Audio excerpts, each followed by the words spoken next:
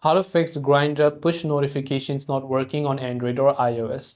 Hey everybody, welcome to the channel. In this video, we're going to learn how we can solve if the push notifications aren't working. So without any further ado and delay, let's get started with today's video.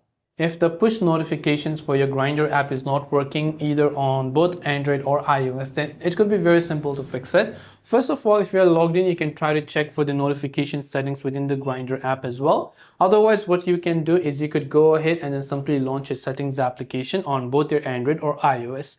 And from here, just look for the option that says notifications and then tap on it.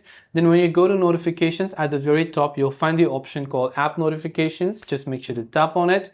And when you search for the app notifications, of course, you want to go ahead and then search for Grindr as well. And as you can see, I have turned off the toggle next to allow notifications. So if in case you would like to allow the notifications from Grindr, just turn on the toggle and you'll receive notifications next time.